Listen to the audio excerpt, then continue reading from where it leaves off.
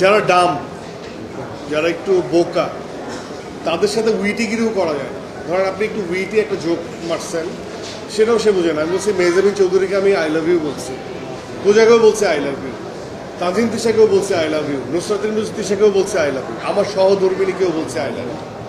তার মানে কি এগুলো কপি? না, কাল ক্ষেত্র বিশেষে সময় নির্ধারণ করে দিছে যে আমি পূজাকে কখন আই লাভ ইউ বলবো, আমি কখন মেহজাবিনকে বলবো, সেই গল্পগুলো আলাদা। অ্যান্ড আমার পার্সোনাল লাইফে যে আমার যে সহধর্মিনী, তাকে তো আমি আই লাভ ইউ বলছি। এখন সে কি বলবে যে তুমি তো সবাইকে আই লাভ ইউ বলো? তো মূর্খতা।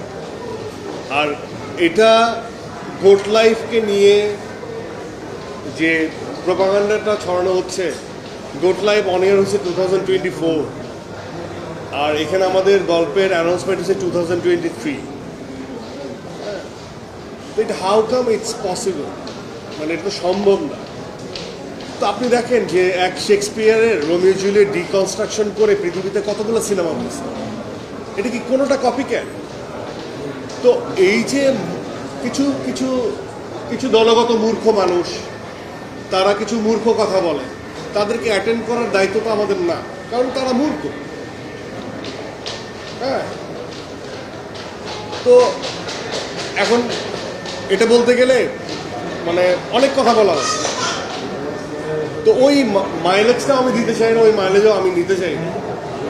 সো আমাদের এটা একদমই আমরা বলে দিচ্ছি কি, ইটস এ ট্রু বেসড মানে স্টোরি। একটা মৌলিক ঘটনা যেটা ঘটে গেছে সেটাকে মাথায় রেখে আমরা এই গল্পটা ফেলেছি, এবং সেটার অ্যানাউন্সমেন্ট আমরা 2023-তে দিয়েছি। ইটস নট এ বায়োপিক, এটা নন ফিকশনাল এবং ফিকশনাল দুইটার কম্বাইন্ড গাঁথুনিতে এই গল্পটা। একটা সত্য ঘটনাকে আমরা নিয়ে এসে সেটাকে আমরা আমাদের মতো করে প্রেজেন্ট করার চেষ্টা করছি। আর যদি না করতাম তাহলে it's gonna B A biopic as it is. But এটার মধ্যে কিছুটা পরিবর্তন আছে, কিন্তু মূল যে one liner this is same, এটা সেম।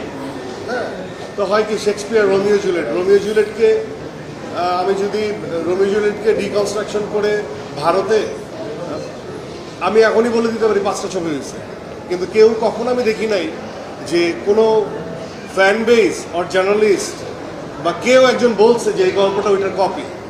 তো এটা আসলে ওয়ান কাইন্ড অফ মূর্খতা। আমার কাছে মনে হয় যে এরকম অনেক মূর্খ মানুষের মধ্যে আমাদের বসবাস, এবং তাদেরকে নিয়ে আমাদের চলতে হবে।